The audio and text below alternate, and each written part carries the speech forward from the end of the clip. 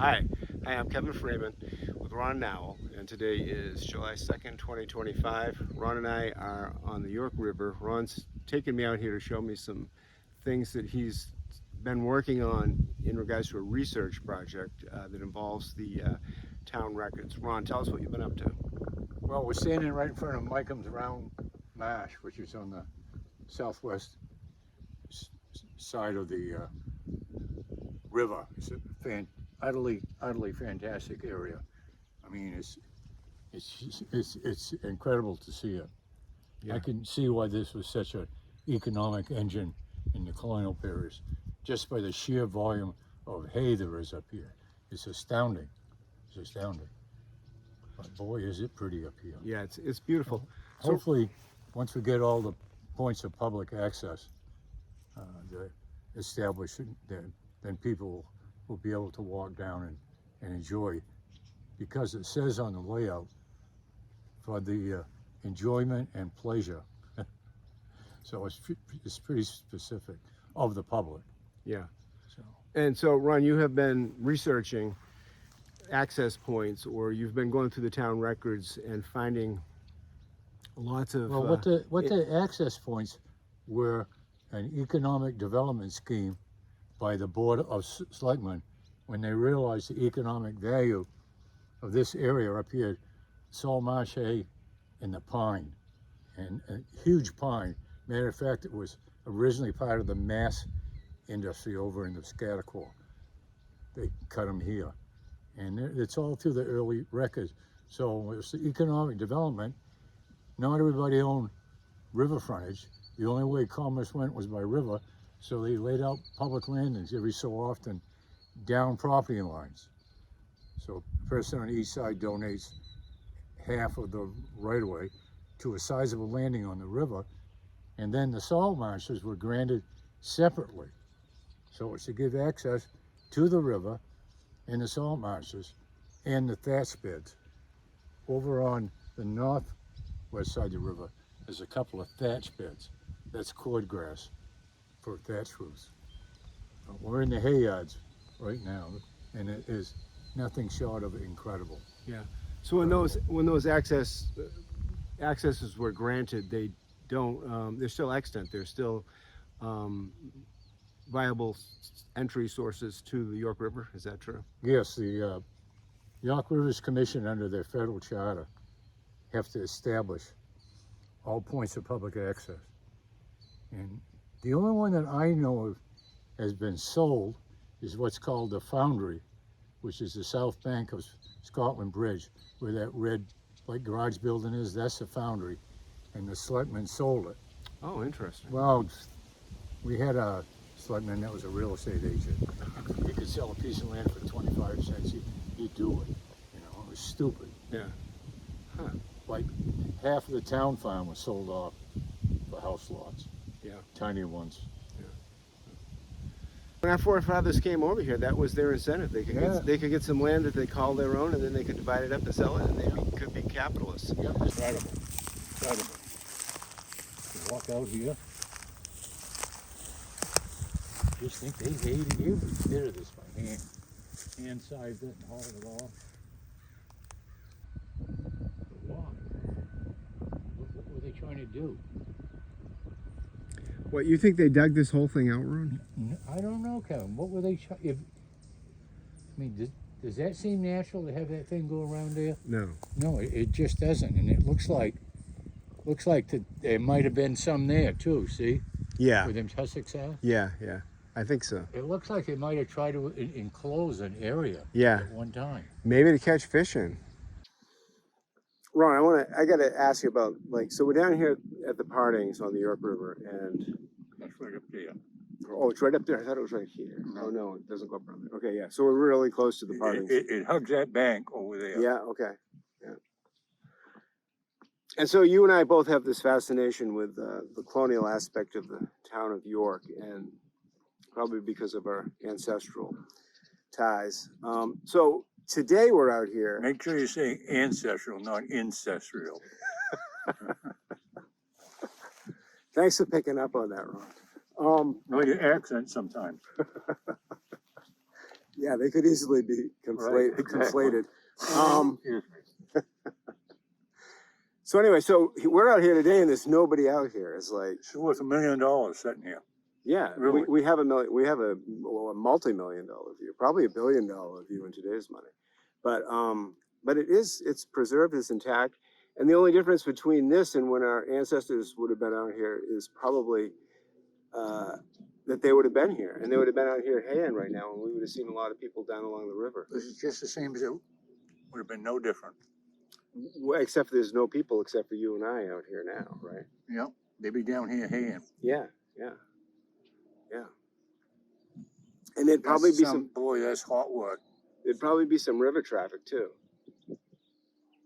Everything was tidal. You know, everything depended on the tide. Yeah. Then, of course, in the winter, Yeah. the river would freeze, and upper river commerce would be nothing. It wasn't until quite a while after the York Bridge was built, and I made a copy for our records to give to the Superintendent of Public Works, that they voted to widen the York Bridge to 14 feet. It was originally 6. Okay. That was the only bridge over the river, and it was 6 feet wide, 2 logs, Wow. and some slabs. So they want to widen it so they could get a cart across. It's either 12 or 14, I can't remember which. Then for Kevin McKinney, I saw where the town hired 3 people to build a small house for the minister next to the garrison in the village. And then I found where they went out to bid and the specifications for the garrison. It's all in there. So I got all that for Kevin. And that would have been the Emerson house. I don't know what the garrison was in the village. I think it was at one time I think you told me it was the Norton house. That's what they say, the Norton Garrison. Yeah. But there's a Norton Garrison in York Beach. Oh, okay. Yeah. Right. Yeah. And Colonel Henry Norton lived there across from Coventry Hall. Right. Yeah. Where, Emerson's used to live there. Yeah. They built onto it, but I think at one time you might have told me that the inner walls were like 14 inches thick. It was block style garrison. It's in there somewhere. Yeah. My father did a lot of carpentry in there when, what's the name? Inherited it.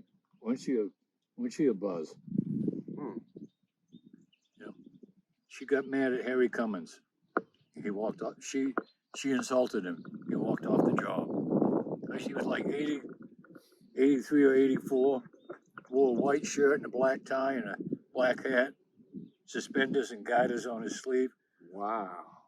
Old fashioned, and she didn't think he was working fast enough.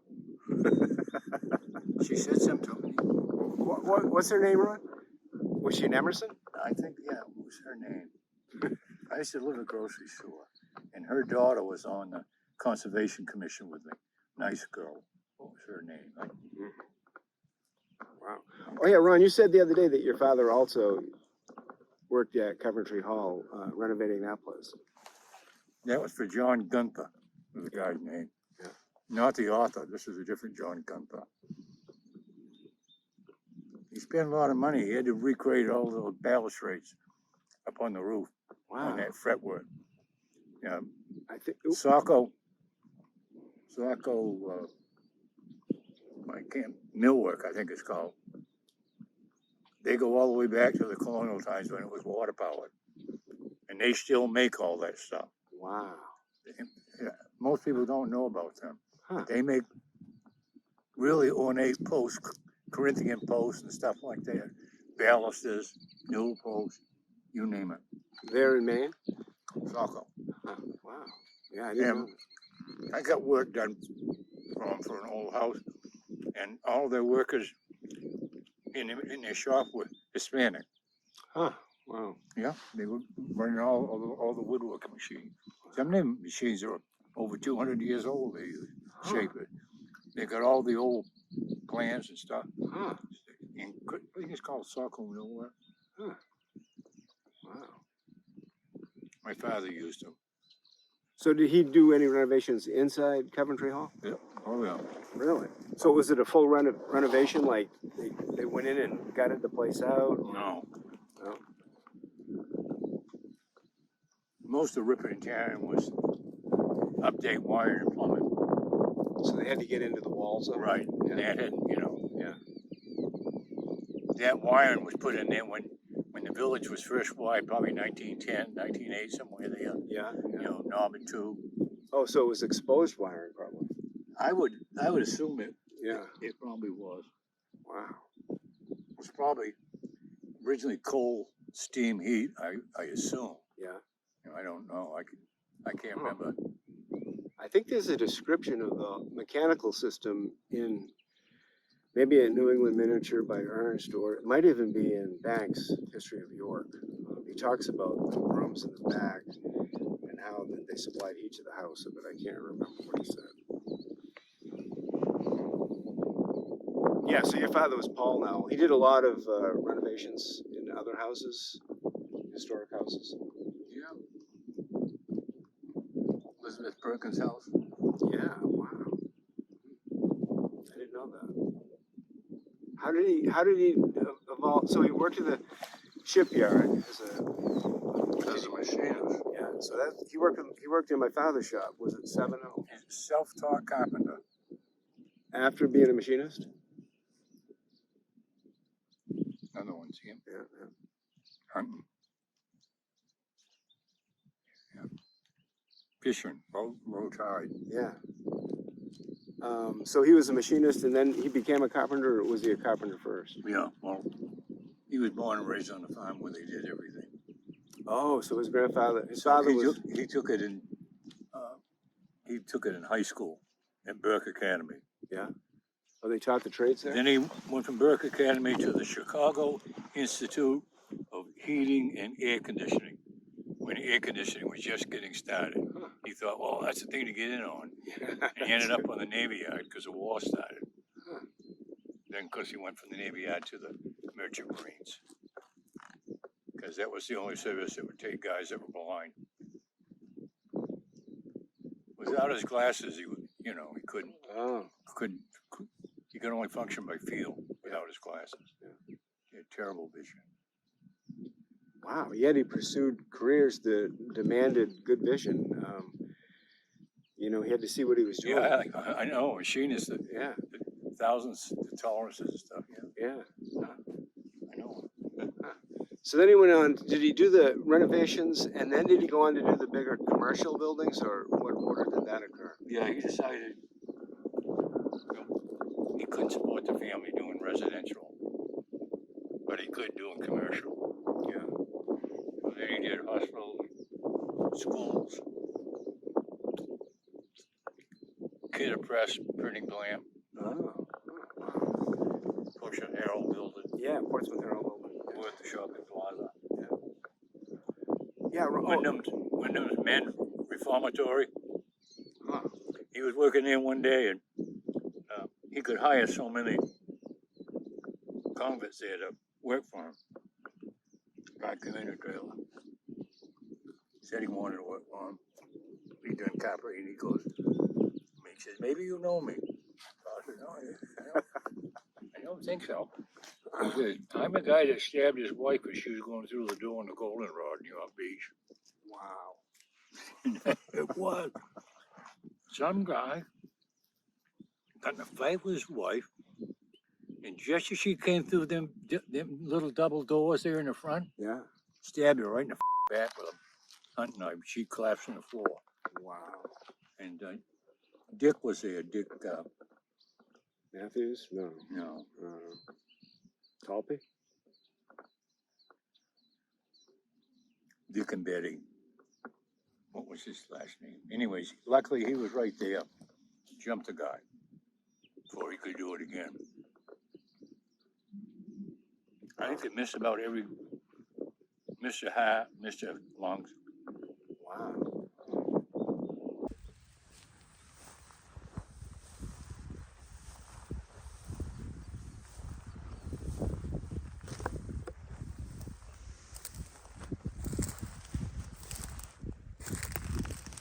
that brook and that gully there? Yeah. I think there's a well in that brook for the Maxwell garrison, Really? right up by the road. In this, Where those cones are out there? yeah, somewhere in there. The garrison is where those trees are to the right. Yeah. Yeah. That's where the garrison where the was. cider house is. And Right. then to the left, there's a brook that Yeah. comes from the other side of the road. Yeah. And I think Frost said there was a well in the brook, which makes sense. Yeah. You know, where would you get fresh water? Any place you dig here, you get fresh water. Yeah.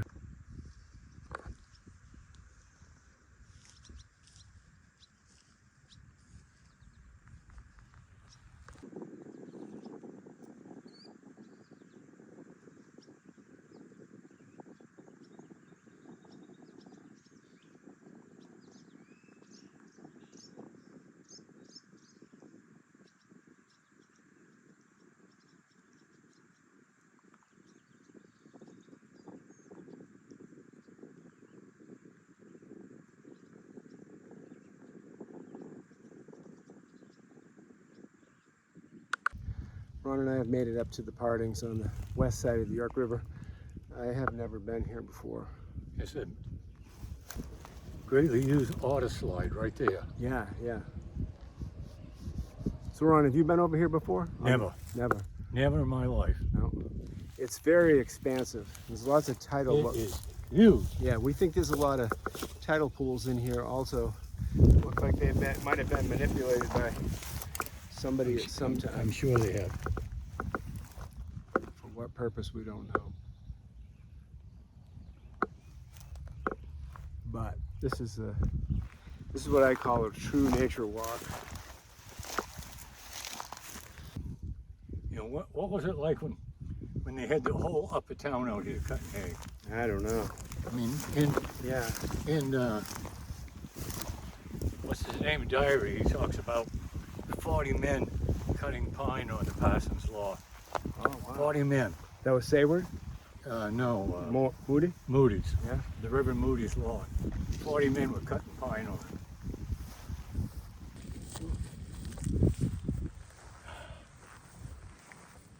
We're making progress.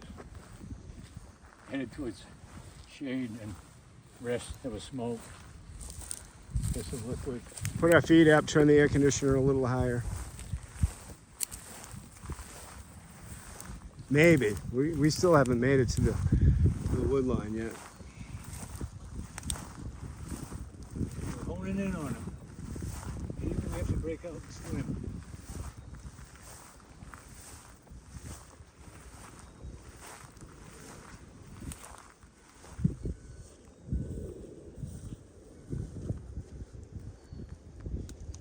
Varying different times. Yeah, usually it was Two. three. Yeah, 3 okay. years. Yeah.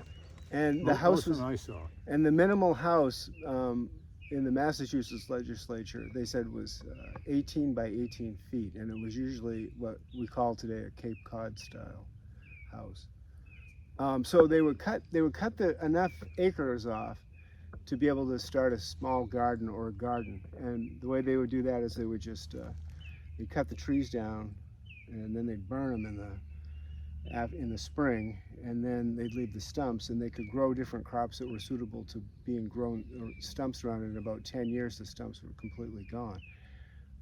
And once they got that done, they could bring in other types of agricultural, but they couldn't do that before, so they couldn't raise cows and sheep and You little bastard. Yeah, Ron and I we are in poison ivy and tick heaven. And mosquitoes, And skeetos. greenheads. Ron's been eaten by everything today. Ron, that's a compliment. The wildlife seems to like you more than I you got like the right it, man. blood type. I got the right blood type. No, it's not bad. It's just enough breeze. Yeah, Just enough. It's perfect. yeah. We were just reading the data from the phone, and it said it's feels like 83. That's solid right there, isn't it? Yeah, driftwood, cherry.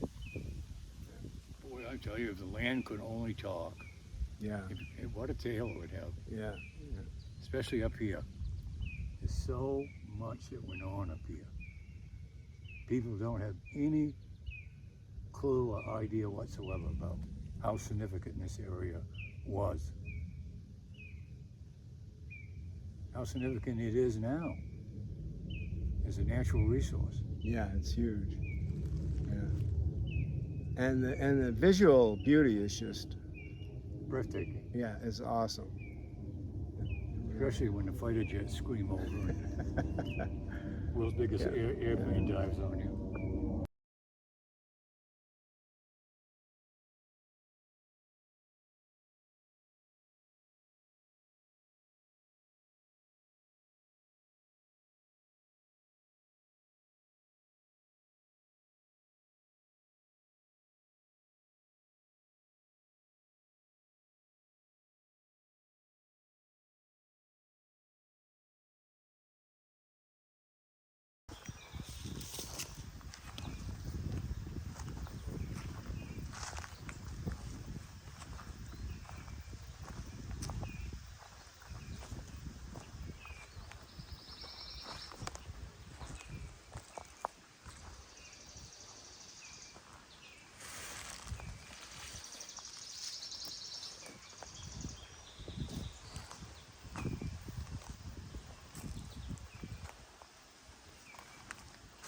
This is McIntire slaves.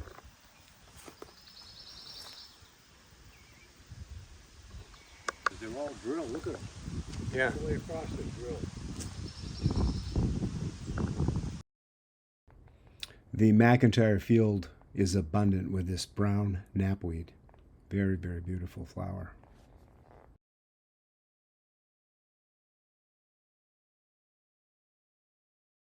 So Ron and I are checking out. We've had a pretty good afternoon. Well, we sat at 11 at low tide. I don't know if the tide ever got low, Ron. Well, I got a medical appointment in 10 minutes in Somerville. Geez, you'll make it.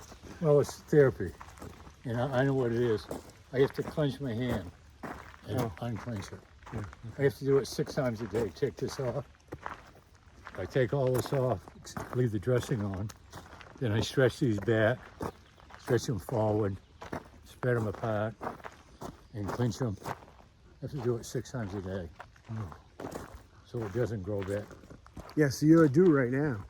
More quickly. Yeah. All right, well, we're out of here. Ron Nowell and Kevin Freeman once again. Catch you next time.